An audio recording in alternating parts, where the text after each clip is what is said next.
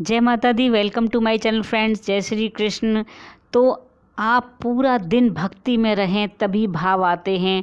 आप भजन कीर्तन करते रहें। आरती नहीं करनी है फ्रेंड्स, भजन कीर्तन करने हैं। आप चाहें मोबाइल, लैपटॉप या कोई भी म्यूजिक सिस्टम में लगा सकते हैं।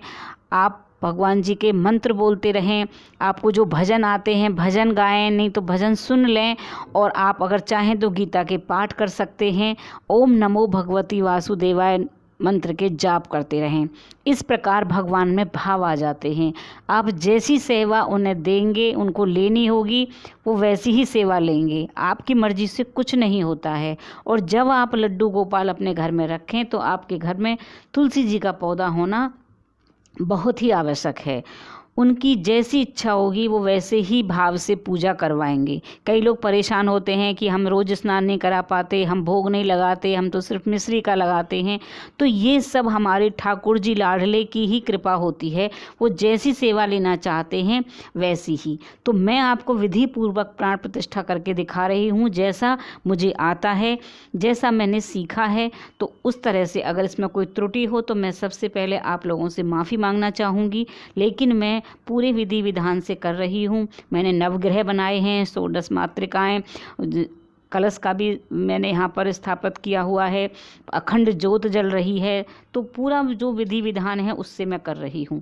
तो ये भगवान जी हमने अनाज में रखे थे। अब अनाज में से इनको निकाल कर हम फलों में रखेंगे। तो ये जो अनाज हैं ये 7 प्रकार के अनाज हैं। मैं इनको भर कर रख लूँगी और ये मुझे अनाज पक्षियों को देने हैं, या मैं इनको पिसवा कर जो इसका आटा होगा वो गाय को रोटियां बनाकर दे दूंगी। अगर आप बड़े रूप में कर रहे हैं, ज़्यादा अनाज है, तो आप भंडारा करा सकते हैं।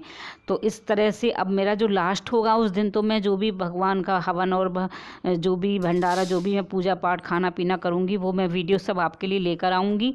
तो आज ये सेकंड डे है। आज हम भगवान जी को रखेंगे फलों में। तो आप देख सकते हैं जब आप भगवान जी अनाज निकालें तो आप भगवान जी की पट्टी हटनी नहीं चाहिए।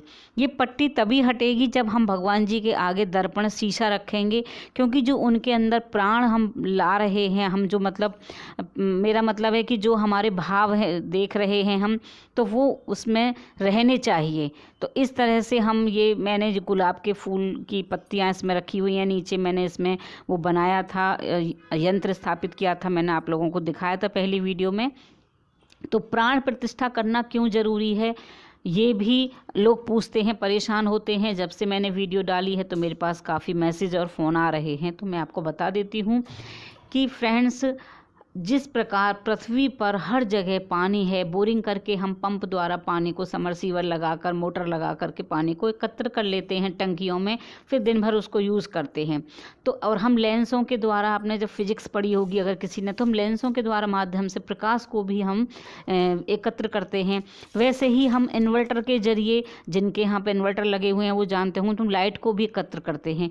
तो उसी प्रकार परमात्मा को तत्व भी सारे ब्रह्मांड में व्याप्त है। हर जगह कण कण में भगवान है। तो उसी घनीभूत करके हम किसी माध्यम के विशेष में स्थापित करना ही एक विशिष्ट प्रक्रिया होती है, जिसे हम प्राण प्रतिष्ठा कहते हैं। उसके लिए श्रद्धा, शक्ति, कर्मकांड की व्यवस्था बनाई जाती है, जिससे कि हमारा पूरा दिन उसी में लगा रहेगा कि अब हमें भगवान को भोग देना है, आरती देनी है, जल पिलाना, ये सब जो रहता है ना, ये भाव आते रहते हैं भगवान के, हमें बिल्कुल फैमिली मेम्बर की तरह हो जाते हैं। तो इस तरह से आप फलों में भगवान को रखें। फल भगवान पूरे ढक जाने चाहिए, बिल्कुल भी दिखने नहीं चाहिए। जितना बड़ा आपने पात्र लिया है उसी हिसाब से, आपके लड्डू गोपाल छोटे साइज़ के हैं तो आप छोटे बर्तन में कीजिए, बड़े साइज़ के हैं तो बड़े बर्तन में कीजिए। और जितनी भी साइज़ के लड्डू गोपाल हैं आपके, तो उसी साइज़ से आप फलों में रख सकते हैं। और आप जो फल लेंगे वो सीजन के फलों में रखें। फलों को काट कर कभी ना रखें। फलों जो सीजन में चल रहे हों, केला हमेशा मिलता है, सेब मिलता है, अंगूर, चीकू, सिंगाड़े मैंने जो भी लिए हैं, आप इसमें आंवला भी रख सकते हैं, शकलकंदी, जो भी आपको फल मिलते हैं, बेर मिलते हैं, जो जो फल होते हैं, चीकू, कीवी, ये सब मैंने इसमें रखा है जो जो मुझे मिल गए थे। अनानास भी रख सकते हैं आप, नारियल, जो भी फल आप इसमें रखना चाहें।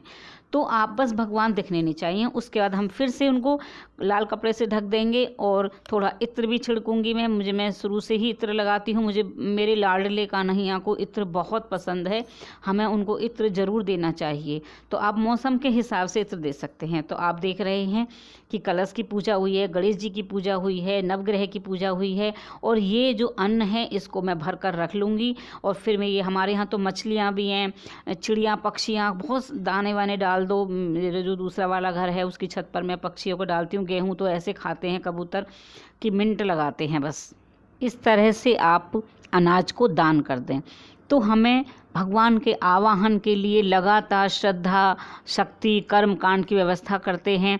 आप भगवान के प्राणों के लिए कि भगवान के प्राण इसमें आएंगे, तो उसके लिए हम लगातार कर्म कांड करते हैं, मंत्र का जाप करते हैं, जिससे कि भगवान के इसमें प्राण आते हैं। तो डेली आपको रोज़ गणेश जी का पूजन करना है, कलश पूजन करना है, दीप पूजन करना है, नवग्रह पूजन करना है, और उसके बाद अपने भगवान जी को फिर अनाज में से निकाल कर फल में से निकाल कर फूल में, जैसे भी मैं आपको पूरी प्रक्रिया दिखाती रहूँगी। फ्रेंड्स, जो भी कोई आपके मन में प्रश्न है आप कमेंट बॉक्स में लिख सकते हैं। आपको वीडियो अच्छी लगे तो लाइक कीजिएगा। जय श्री राधे, जय श्री कृष्ण, जय माता दी। टिल देन बाय बाय, जय माता दी। नेक्स्ट वीडियो में भी आप देखेंगे कि अब हम भगवान को फूलों में रखेंगे।